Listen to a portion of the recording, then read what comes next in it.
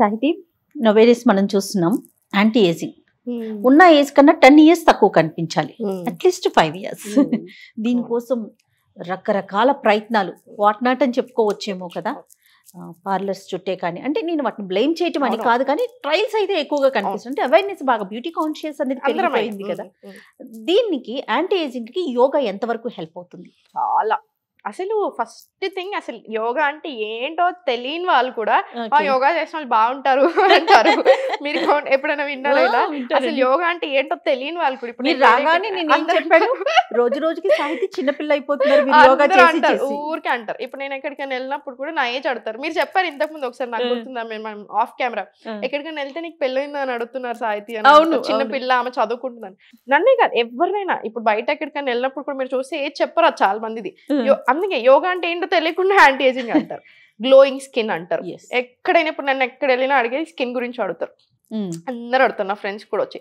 First thing జగర్, skin అంటే ఇప్పుడు hormones. First women మన పీరియడ్స్ వచ్చే ముందు స్కిన్ కొంచెం మారుతుంది ఆబ్వియస్లీ. సో మనం కొంచెం మిగతా టైం అంతా మన చేతుల్లో ఉంటుంది.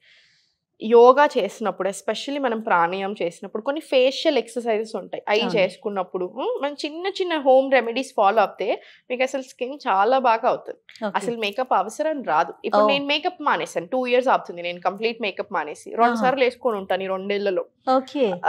కానీ మీకు ఆ డిఫరెన్స్ తెలీదు. మీకు చాలా మంచిగా అవుతుంది అనమాట. స్కిన్ గ్లో వస్తుంది, బాగా వస్తుంది. అండ్ మనకి చాలా ప్రాక్టీసెస్ ఉంటాయి. ఇప్పుడు నేను మీకు ఒక సింపుల్ ప్రాక్టీస్ చెప్తాను. One of the most powerful techniques. ఎక్కడైనా చేసుకోవచ్చు. Just tapping. జస్ట్ మీరు ఎక్కడైనా ఎప్పుడైనా చేసుకోవచ్చు. ఇది ఇలా ట్యాపింగ్ సర్క్యులేషన్ చాలా బాగా అవుతుంది. మైనర్ మజిల్స్ కి కూడా సర్క్యులేషన్ బాగా అవుతుంది కదా. సో మంచి గ్లోయింగ్ వస్తుంది. ఇంకొకటి జస్ట్ ఇలా 5 rounds ఇటు 5 rounds అటు. ఇది మీరు ఎప్పుడైనా చేసుకోవచ్చు. ఇలా ఒక 5 rounds మీరు ఎప్పుడైనా చేసుకోవచ్చు. ఇది ర్యాండమ్ గా కూడా. అండ్ మంచి రిజల్ట్. అంటే రింకిల్స్ కోసమా లేకపోతే యాంటీ ఏజింగ్ గ్లో కోసం? ఓకే. రింకిల్స్ అనింది మనం అవాయిడ్ చేయలేం అక్క. ఆబ్వియస్లీ ఏజింగ్ అనేది ఎవరు అవాయిడ్ చేయలేం. కానీ మనం ఫుడ్ బాగా తింటున్నప్పుడు, ఇప్పుడు మీరు ఒకటి గమనించండి. ఇప్పుడు 20 ఏళ్ళు 40 ఏళ్ళు 20-30 ఇద్దరిని పక్కన పెడితే 20 ఏళ్ళు వాళ్ళు ఫిట్ ఉన్నారు అనుకోండి, 30 ఏళ్ళు వాళ్ళు ఫిట్ ఉన్నారు, 20 ఏళ్ళు వాళ్ళు చాలా లావుగా ఉన్నారు, లేదా కొంచెము మనకి తెలుస్తుంది ఫేస్ లో అనుకోండి. మీరు 20-30 అనుకుంటారు, 30-20. ఇక్కడ మొత్తం మారిపోయింది ఇప్పుడు గేమ్ అంతా. ఫిట్ గా ఉన్న వాళ్ళని యంగ్ అనుకుంటాం. ఫిట్ గా ఉంటే యంగ్ అనిపిస్తున్నాం అంతే. అందుకని అందరి ప్రయత్నం కూడా ఫిట్ గా అవ్వాలి. అంటే నాకు ఎక్కడ బాధ అనిపిస్తుంది అంటే, ఫిట్ గా అవ్వాలి, వెయిట్ లాస్ అవ్వాలనుకోవడం చాలా మంచి విషయం. కానీ పద్ధతి, ఎంచుకునే పద్ధతి తప్పులు అవుతున్నాయి బాగా. ఇమ్మీడియట్ వెయిట్ లాస్ కోరుకోవడము, డైట్ చేస్తా నేను ఎక్సర్సైజ్ చెయ్యను అనడం, డ్రాస్టిక్ డైట్స్ చేయడము, ఎక్సర్సైజ్ చేయకపోవడం, ఇవన్నీ తప్పు. అన్ని చేస్తూ హెల్దీగా తగ్గండి. హెల్దీగా తగ్గినప్పుడు మీకు స్కిన్ లో తెలుస్తుంది. మీరు మంచిగా నిద్రపోతూ మంచి తింటున్నప్పుడు మీకు ఏ డీప్ బ్రీతింగ్ చేసినా తెలుస్తుంది. మీరు ఏ టెక్నిక్స్ ఫాలో చేయకుండా ఓన్లీ ప్రాణాయామం ఫాలో అయినా మీకు గ్లో వస్తుంది. టాక్సిన్స్ పోతాయి, టాక్సిన్స్ రిమూవ్ అయిపోతాయి అనమాట. సో అందుకే చాలా బాగా తెలుస్తాయి. ఓకే. ఫుడ్ విషయంలో ఎలాంటి కేర్ తీసుకోవాలా? అంటే యాంటీ ఏజింగ్ కి సంబంధించి vegetables, fresh fruits, vegetables, fresh food చాలు. ఫుడ్ అన్ని ఏం లేదకి, ఏ ప్రాబ్లం వచ్చినా ఫుడ్ లో చేయాల్సింది మనకి ఏం ఫుడ్ పడట్లేదో ఫస్ట్ ఎలిమినేట్ చేయాలి. మనకి ఏం ఫుడ్ సూట్ అవుతుందో అవి చూసుకొని అవి తినాలి. కొంచెం నాన్ వెజ్ తక్కువ చేస్తేనే మంచిది. ఎంత కాదన్నా ఎవరు ఏమన్నా నాన్ వెజ్. నాకు ఒక మాట అన్నా, నాకు మిలియన్స్ లో రీచ్ అయినాక, మీకు నాన్ వెజ్ ఇష్టం లేకపోతే ఎవరికి ఇష్టం లేదా అన్నారు ఎవరు. నాకు ఇష్టం లేకపోతే నేను ఎందుకు కదా, అలా ఉండదు. నాకు ఇష్టం లేదు, నాకు ఇష్టం కదా. మా ఇంట్లో అందరికి ఫుల్ ఇష్టము. అట్లా కాదు, జస్ట్ ఎక్కువ తినకండి అని చెప్తున్నాను. ఇప్పుడు పిల్లలు, ఇప్పుడు నేను ఒక ఎగ్జాంపుల్ ఇస్తాను. ఫుడ్ లో ఇప్పుడు మనకు పడంది తింటున్నాం అక్క. ఫర్ ఎగ్జాంపుల్ ఇప్పుడు ఒక పాప ఉంది, మా కమ్యూనిటీలోనే ఉంటారు.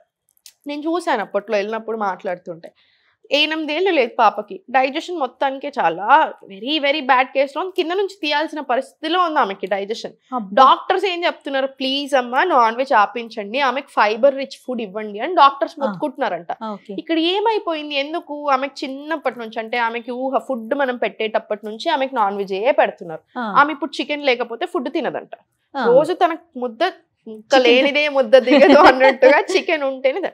పోనీ ఫైబర్ తింటుంది సార్, చికెన్ తినండి, ఇంత తింటున్నారు, మొత్తం మిగతా అంతా అన్ని రకాల ఫైబర్ వస్తుందా, వినరు కదా పిల్లలు చిన్న. సో తినట్లా. సో ఇప్పుడు అంత రేంజ్ కాన్స్టిపేషన్ వెళ్ళిపోయింది. సో వాళ్ళు ఎర్లీ మెచ్యూర్ అవుతారు, ఎర్లీగా అన్ని స్టార్ట్ అవుతూ ఉంటాయి.